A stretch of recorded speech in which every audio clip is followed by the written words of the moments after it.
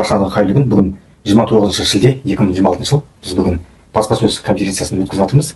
Оның өткізу мақсатымыз қоғамдағы өкілдер және Қазақстан Республикасының барлық азаматтары тыңдасын деп, әңгіме мемлекеттік органдардың заңды барлық саяси партияларға бірдей қолдануға міндетті екені туралы болып отыр. Егер заң барлығына бірдей болса, онда ешкімге артықшылық білдірмеуі тиіс. Дәл осы қағидат құқықтың мемлекеттің негізі болып табылады. Мемлекет басшысы заң мен тәртіп қағидаты туралы жиі айтады. Түрлі мотиваттық құқықтар активтерге өзгерістер енгізіп келеді. Заң мен тәртіп қағидаты заңнама заңмен орындалу мемлекеттік бақылауды күшейтуге, мемлекеттік органдарды қызметін ашықтығын арттыруға және әділеттік іс жүзеге қамтамасыз етуге бағытталған деп жариялап отыр. Бүгін біз Әділет партиясын құру барысында Қазақстан Республикасының саяси партиялар туралы заңның талаптары, партияның өз жарғысы және заңдылық қағидаты қалай бұзылғанын, сондай-ақ Әділет және Аманат партиясының басшылығы Қазақстан Республикасының Әділет министрлігі мен орталық сайлау комиссиясының қылмысқа қалай барғанын кезеңін айтып береміз. 2026 жылдың 8 мамырында жаңа Әділет саяси партиясы құрылтай жиналысы өтті. Әділет партиясының өзінің әділдік, заң және тәртібі, жауапкершілік және патриотизм қағидаттарын ұсынатын партия ретінде таныстырды. Осы жиналыста партия жарғысы мен бағдарламасы бекітілді. Одан кейін 2026 жылғы 1 маусымда Қазақстан Республикасы Әділет министрлігі партиясының заңды тұлға ретінде мемлекеттік тіркеуден өткізілді. Бір қарағанда бір заңды сияқты көрінеді, алайда дәл осы мемлекеттік тіркеуден кейін Қазақстан Республикасының саяси партиялары туралы заңында тікелей көзделген келесі міндеттер кезең басталады. Заң нені талап етеді? Мемлекеттік тіркеуден кейін міндетті рәсми толық орындалмайынша партия қандай да бір съез өткізу туралы сөз болуы мүмкін емес. Қазақстан Республикасының саяси партиялар туралы заңның 10 бабы және 6 тармағында сәйкес мемлекеттік тіркеуден кейін партия өз аумағындағы филиалдар өкілдіктерін құрып, олардың әділет және органдарына мемлекеттік тіркеуден өткізуге міндетті. Бұл филиалдар еліміздің барлық облысында және республикалық маңызды бар 3 қала, яғни Астана, Алматы және Шымкент мемлекеттік тіркеуден өтуі тиіс. Жалпы саны кемінде 20 филиал болу керек. Бір филиалдың тіркеу үшін партия мүшелерінің саны кемінде 200 адам болу керек. Ал партия мүшелерінің жалпы саны кемінде 5000 адам болу тиіс. Филиалдар мемлекеттік тіркеу рәсімінің аяқталғаннан кейін мынандай қадамдар орындалуы қажет. Филиалдардың басшылық органдарын қалыптастыру, филиалдарға қажетті мөлшерде партия мүшелерін қабылдау, өңірлік жиналыстар өткізу, өңірлік конференциялар, яғни баспасөз өткізу, филиалдардың республикалық съезге делегаттар сайлау. Кез келген саяси партия дәл осылай құрылады. Неліктен? Өйткені партияның ең жоғарғы органы ол съезд. Алайда съезд оны қатысушылары белгіленген тәртіппен сайлаған жағдайда ғана заңды болып есептеледі. Қазақстан Республикасының саяси партиялар туралы заңның 16 бабының 5 тармағында саяси партия съезінің конференциясының шешімі барлық облыстық филиалдардың республикалық маңызы бар қалалар мен Астанадағы филиалдары мен өкілдері қатысқан жағдайда көпшілік дауыспен қабылдайтыны белгіленген. Шын мәнінде не болды? 2026 жыл 14 маусымда Әділет партиясы өзінің 2-ші съезін өткізді. Осы съезде маңызды шешімдер қабылданды.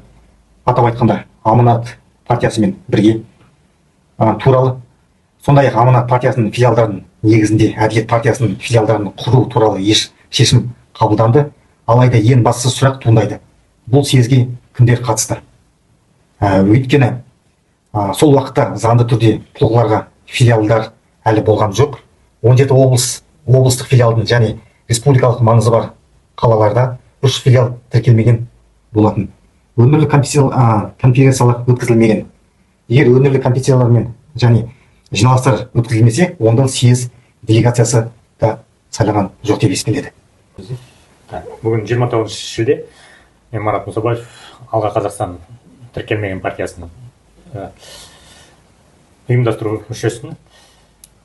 Ерекше назар аударатын мәселе Аманат партиясының мүлкін беру мәселесі.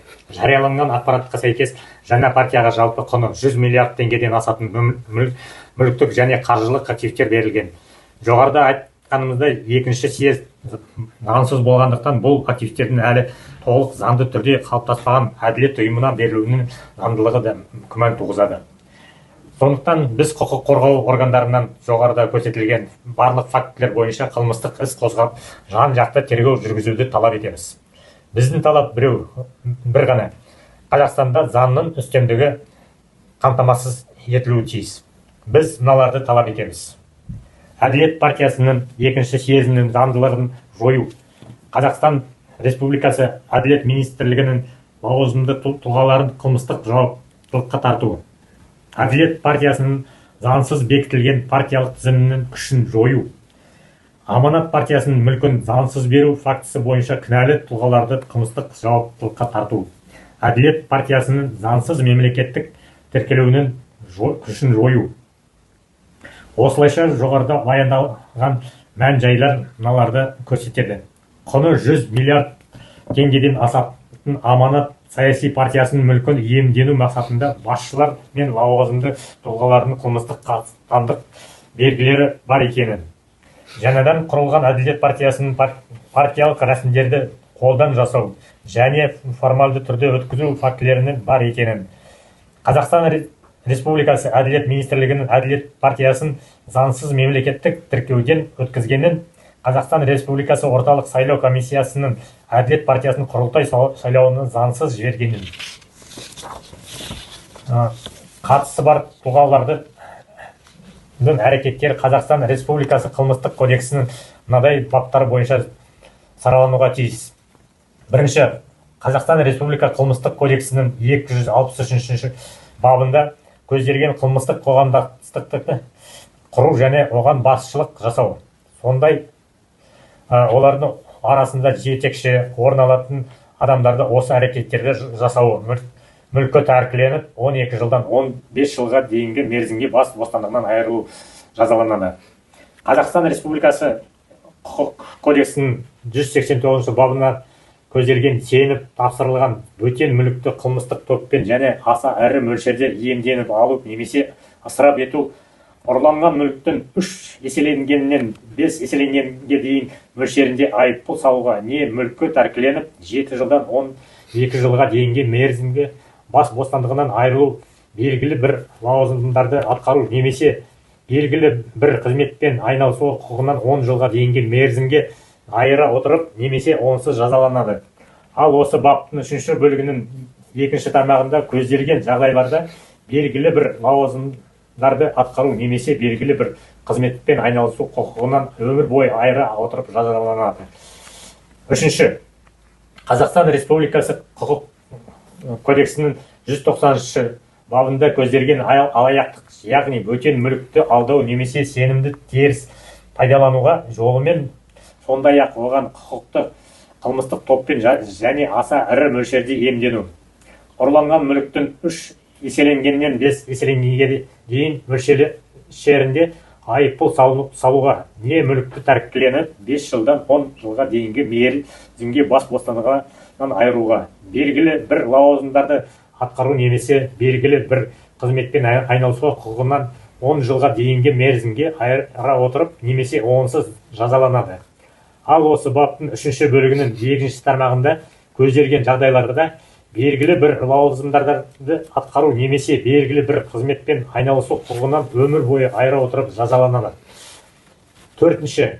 Қазақстан Республикасының құқық кодексінің 389 бабының 4 бөлігінде көзделген өз бетінше билік ету, яғни Қазақстан Республикасының заңнамасында белгіленген тәртіпке қайшы өзінің нақты немесе болжамды құқығын басқа тұлға немесе ұйым даулап отырғанына қарамастан өз бетінше жүзеге асыру ауыр зардаптарға әкеп соққан жағдайда 3 жылдан 7 жылға дейінгі мерзімге бас бостандығынан айыруға жазаланады.